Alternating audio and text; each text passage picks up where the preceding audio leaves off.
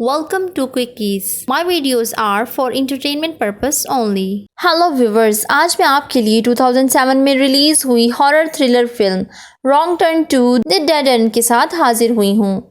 इसमें हम देखेंगे कि एक रियलिटी शो पार्टिसिपेंट्स को वेस्ट वर्जीनिया फॉरेस्ट में सर्वाइवल टास्क दिए जाते हैं, मगर फिर उनका सामना एक ऐसी फैमिली से होता है जो ह्यूमन फ्लैश खाते थे और वो उन्हें अपनी नीड्स के लिए मार डालते हैं। तो चलें बिना किसी देरी के मूवी स्टार्ट करते हैं।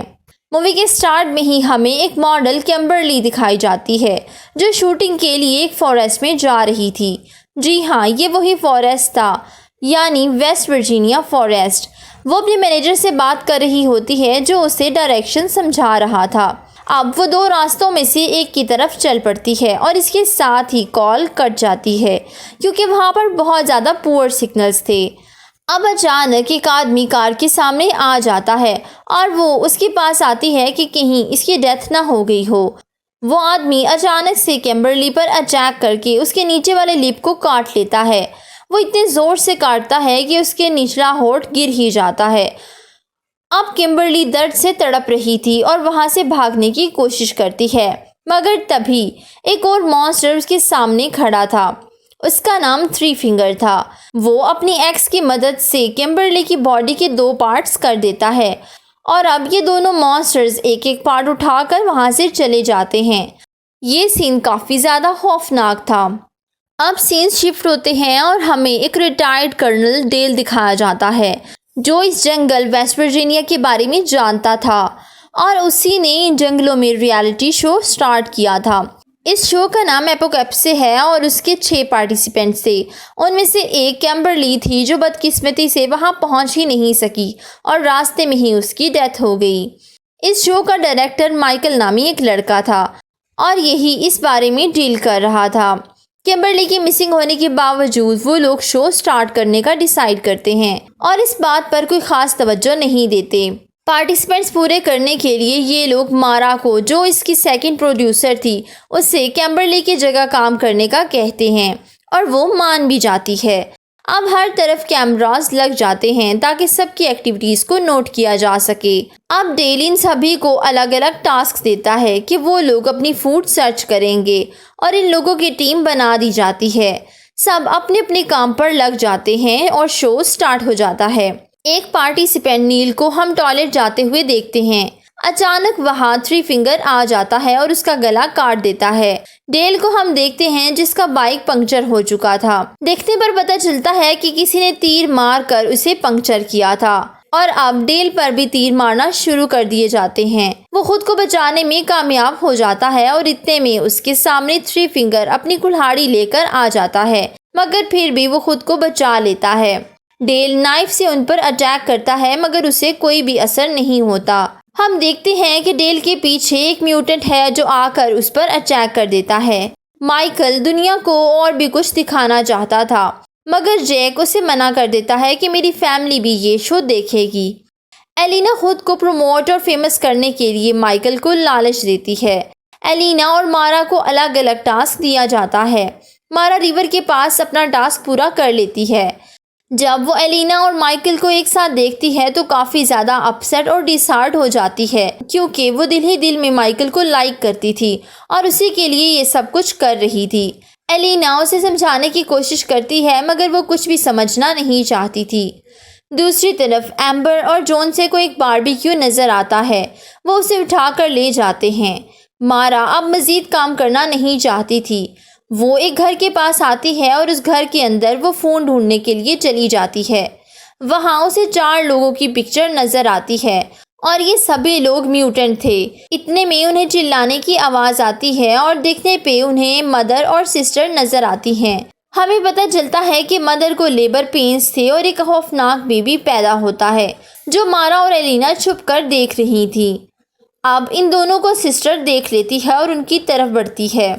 वो लोग दरवाज़ा ज़ोर से बंद कर लेती हैं और अब इन दोनों के पास भागने का कोई दूसरा रास्ता नहीं था। वो लोग बड़ी ही मुश्किल से वॉशरूम के ज़रिए बाहर आते हैं। अब ये लोग जान बचाकर भाग रही होती हैं, लेकिन किस्मत उनका साथ नहीं देती। एक म्यूटेंट पा उन्हें देख लेता है और अपनी एक्स थ्रो करता है जो सीधा मारा के सर पर लगती है। एलिना रुकती नहीं और भाग जाती है। पा उसके पीछे जाता है। एलिना अपनी जान बचाने के लिए छुप जाती है। इतने में माँ एक ट्रक लेकर आती है ताकि पा को वहां से ले जाए। उसने ट्रक के आगे मारा को भी बांधा हुआ था। अब वो उसकी एक फिंगर उतार कर एलिना की तरफ फेंकती है, मगर वो बड़ी मुश्किल से खुद को कंट्रोल करती है। उनके चले जाने के बाद वो वहां से चली जाती है। उधर माइकल आरवी की तरफ पहुंच जाता है। एलिना अकेले ही वापस आती है। एक म्यूटेंट ब्रदर काफ़ी देर से एलिना को देख रहा था और अब उसकी सिस्टर भी वहां आ जाती है। ये दोनों बहुत लड़ाई करते हैं। एलिना वहां से भाग रही थी कि आगे रिवर होता है। सिस्टर एक नाइफ की मदद से उस पर अटैक करती है और इसे इतना ज़्यादा मारती है कि वो उधर ही मर जाती है। सीन शिफ्ट होते हैं डेल पर, जिसे अब होश आ चुका था। वो थ्री फिंगर को देखता है जो नील को काट रहा था। दूसरी तरफ माँ और पा ट्रक लेकर आ जाते हैं और मारा की डेड बॉडी अपनी जगह पर रख देते हैं। थ्री फिंगर को डेल मारने लगता है और उस पर अटैक करके खुद को आज़ाद करवा लेता है। वो उसी की गन छीन कर उस पर अटैक करता है और उसे शूट कर देता है। माइकल आकर अपने सारे कैमरास चेक करता है कि अचानक गाड़ी चलना शुरू हो जाती है। वो समझता है कि शायद ये डेल चला रहा है, मगर ये गाड़ी तो माँ और पा चला रहे थे। ये लोग माइकल को पकड़ लेते हैं। पा उसे बहुत ज़्यादा इंजर्ड कर देता है। दूसरी तरफ अम्बर, जॉन्सी और जेक मज़े से बारबेक्यू खा रहे थे कि तभी वहाँ एलिना आ जाती है। वो बहुत ज़्यादा डरी हुई थी और उन्हें सारी बात बता देती है, मगर क्योंकि यहाँ एक शो चल रहा था तो जैक समझता है ये सब हमारे शो का हिस्सा है और शायद वो एक्टिंग कर रही है। अचानक एम्बर की नज़र उस बारबेक्यू पर पड़ती है जो वो लोग खा रहे थे। उस पर कैम्बरली का टाटू बना हुआ था, यानी ये लोग कैम्बरली की टांग खा रहे थे। अब वो लोग वहाँ से बगैर इंतज़ार किए भागने लगते हैं। ये लोग आरवी की तरफ बढ़ते हैं, मगर अब तो वहाँ पर कोई भी नहीं था। वो लोग डिसाइड करते हैं कि अपनी जान बचाने के लिए ये लोग पेपर मिल की तरफ जाएंगे। दूसरी तरफ डेल भी उस घर तक पहुँच चुका था जहाँ उसे मेनार्ड मिलता है। वो गैस स्टेशन का ऑनर था। डेल अपने जख्मों को स्टिचेस लगा रहा था तो मेनार्ड उसे उन म्यूटेंट के बारे में बताता है कि ये गैस स्टेशन से निकलने वाले केमिकल से बने हैं। और जब मेनार्ड को पता चलता है कि डेल ने थ्री फिंगर को मार डाला है तो वो उसे मारना शुरू कर देता है। वो उसे बताता है कि थ्री फिंगर मेरा ही बेटा था। डेल बड़ी होशियारी से एक रॉड ऑन कर देता है जिससे एक बहुत बड़ा ब्लास्ट होता है। इस तरह मेनार्ड के टुकड़े टुकड़े हो जाते हैं। अब डेल म्यूटेंट से लड़ाई करने की तैयारी करता है। दूसरी तरफ वो चारों अपनी जान बचाकर भाग रहे थे। तभी जंगल से उन्हें चिल्लाने की आवाज़ें आती हैं। वो लोग देखते हैं तो ब्रदर और सिस्टर वहां आ रहे थे। एलिना यहाँ भी सेल्फिश बन जाती है और उन्हें छोड़कर आगे भागने लगती है। वो तीनों ब्रदर और सिस्टर से लड़ाई करते हैं और वहां से भाग जाते हैं। एलिना अकेले ही भाग रही थी, मगर तभी वो एक होल में गिर जाती है और वहां से निकल पाना उसके लिए नामुमकिन था। जेक दिल का बहुत ही अच्छा था और वो एलिना को ढूंढने का फैसला करता है। वो उन दोनों से कहता है कि तुम लोग मिल की तरफ जाओ, मैं एलिना को ढूंढ कर आता हूँ। जेक एलिना की चीख की आवाज़ सुनता है और उसे बाहर निकाल लेता है, मगर इस सब में जेक का अपना शोल्डर डिसलोकेट हो जाता है।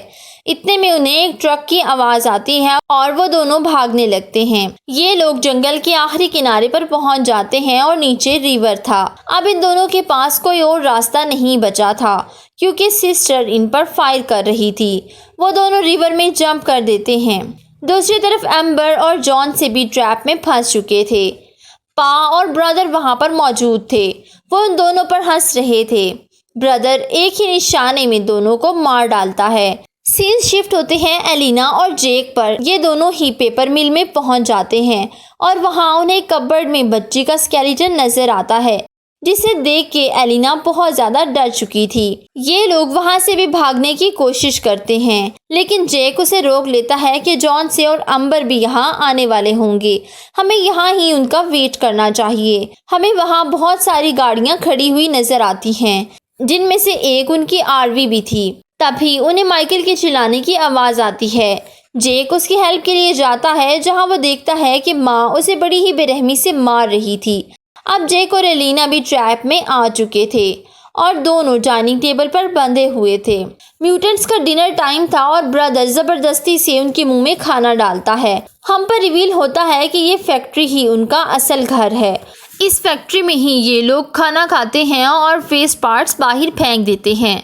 डेल बाहर आता है और डेल की आवाज़ से सभी अलर्ट हो जाते हैं। वो उसे ढूंढने की कोशिश करते हैं। डेल इन दोनों को डायनामाइट से उड़ा देता है। एलिना खुद को आज़ाद करवाने की कोशिश कर रही थी। डेल जैक को आज़ाद करवा लेता है। पा और माँ अपने बच्चों के टुकड़े होते हुए देखकर अपने होश खो बैठते हैं। वो अब डेल की तरफ एरोज और नाइफ से अटैक करते हैं, जिसकी वजह से उसकी गर्दन अलग हो जाती है। एलिना उस मिल से बाहर आ चुकी थी और जैक गलती से ग्राइंडिंग रूम में चला जाता है। माँ और पा उसे मारने की कोशिश करते हैं। एलिना को उसकी चीखें सुनाई देती हैं और वो उसकी हेल्प के लिए आ जाती है। एलिना पा की नेक पर बाइट करके उसका मांस ही उतार लेती है और उसे ग्राइंडिंग मशीन में डालने लगती है, मगर तभी माँ आकर उसे बचा लेती है।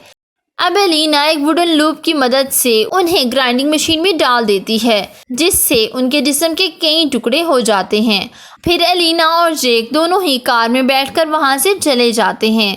मूवी के लास्ट सीन में हम देखते हैं कि थ्री फिंगर मरा नहीं, बल्कि वो अभी भी जिंदा था और वो मारा की फिंगर से एक बच्चे को फीड करवा रहा था। इसके साथ ही मूवी एंड हो जाती है। Please don't forget to subscribe, follow my social handles. Thank you for watching.